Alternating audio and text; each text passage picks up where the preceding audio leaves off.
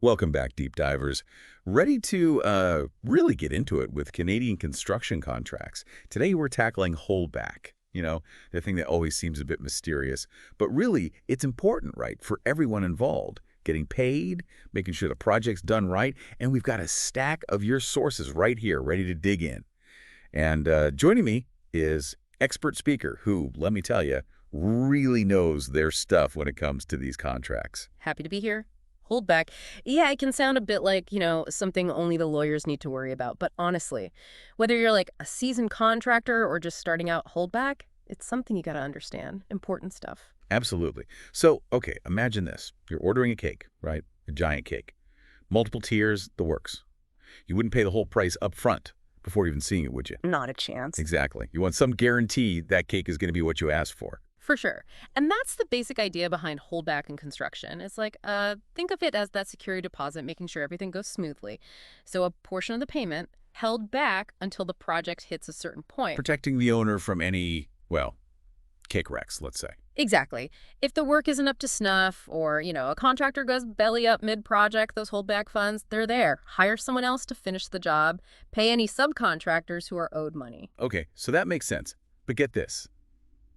For our listener out there, in most Canadian provinces, this isn't just a good idea. It's the law.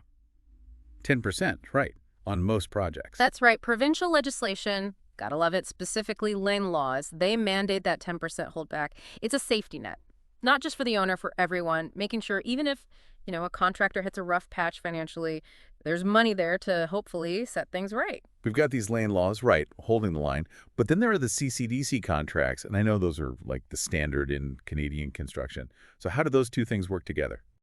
Great question. Think of the CCDC contracts. Those are from the Canadian Construction Documents Committee, by the way. They're like the rule book, right? The industry standard. Payment schedules, dispute resolution, all that good stuff.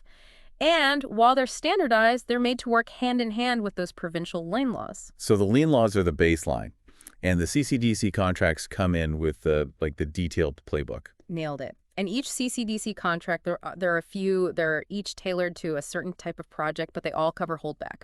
When it's released, under what conditions, important stuff. Gotcha. So let's jump into some of these contracts because our listener, they could be working with any of them. First up, CCDC2.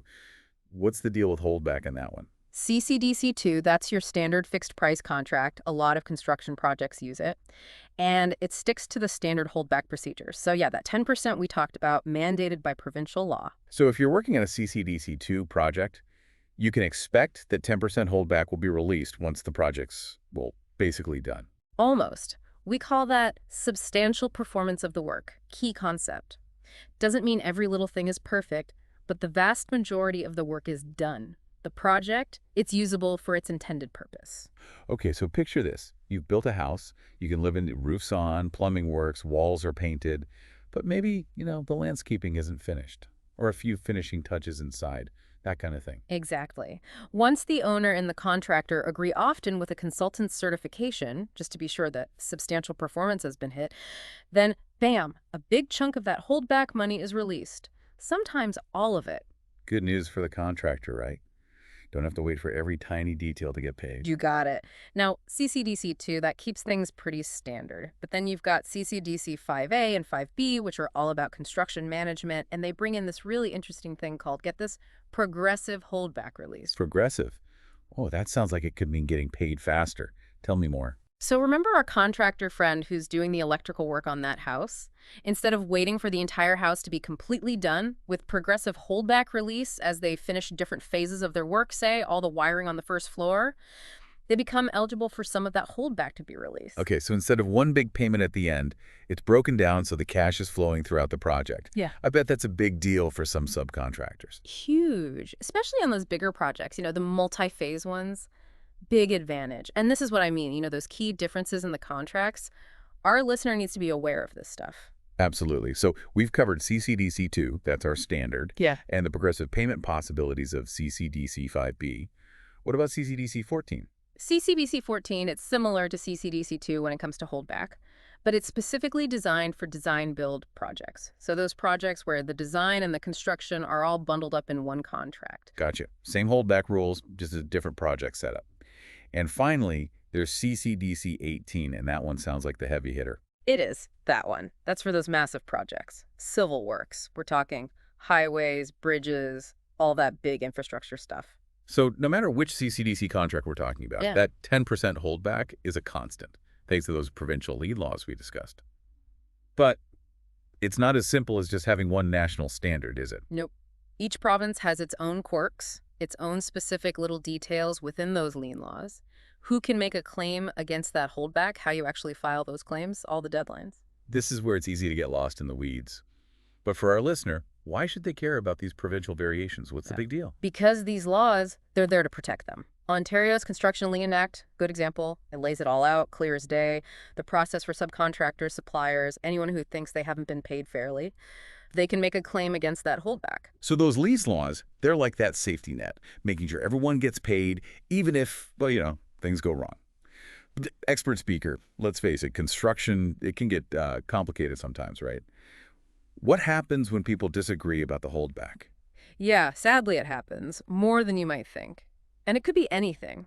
Disputes over, the quality of the work, did they actually reach that substantial performance we were talking about? Or disagreements about when payments are due, or even materials.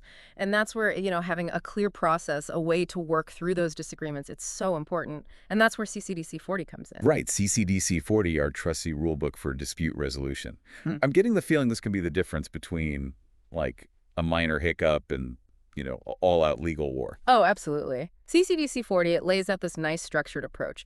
Two main ways to resolve disputes. Mediation and arbitration. Think of mediation like trying to talk it out, right? Bringing in someone neutral, a third party to help everyone find some common ground. So kind of like having a referee, stepping in when things get a little heated on the field. Exactly. The mediator, their job isn't to say who's right or wrong. It's more like guiding the conversation, helping everyone see each other's side of things, and hopefully, coming to some kind of agreement, something they can both live with. Now, if mediation doesn't quite do the trick, that's when you might move on to arbitration. Okay, so arbitration, that's like bringing in the judge, right, making the final call. Sort of. An arbitrator, again, neutral third party, they listen to both sides. They look at the evidence, the arguments, just like in a mini courtroom, you could say. But here's the key difference. Arbitration, usually private. Court cases, that's all public record. So potentially less paperwork, less time wasted, less of that, courtroom drama. Exactly. And the arbitrator's decision, usually final.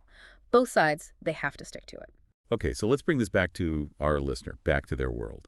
Remember that hypothetical project we were talking about, the subcontractor handling the electrical work? Let's say, just for this example, they're working on a CCDC 5B project. That's the one with the progressive holdback release, right? They've finished the first phase of their work, but now they have a disagreement with the owner. The owner says it doesn't meet those substantial performance criteria. So how would CCDC 40 play out in a situation like that? Okay, so let's say the owner is holding back some of the holdback money. They're saying, look, some of this wiring needs to be redone. And of course, the subcontractor, they disagree. They're saying, hey, we followed the plans, everything's up to code. In this case, first step, according to CCDC 40, would probably be to, try to work it out themselves. Good old-fashioned negotiation. So pick up the phone, have a conversation, try to find a compromise before things get, out of hand. Exactly. Maybe they bring in the construction manager, a consultant, someone like that to kind of help them hash things out. And if they manage to come to an agreement, everyone's happy, great. But if they can't seem to see eye to eye, that's when they'd probably move on to that mediation we were talking about. Bring in that neutral third party. Get things moving in the right direction. And if, for whatever reason, mediation just doesn't work, Then they might decide to go the arbitration route.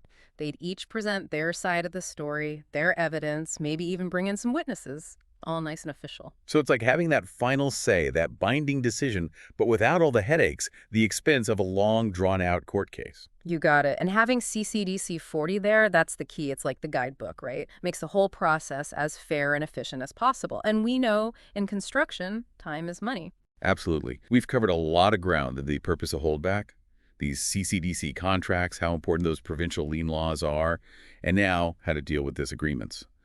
But, expert speaker, before we wrap up, is there anything we've missed about holdback? Anything our listeners should really keep in mind as they're, going through their contracts, trying to make sense of it all? We've done a good job explaining how it all works, the mechanics of it, but one thing that often gets overlooked is what happens after the holdback is released. How's that money managed?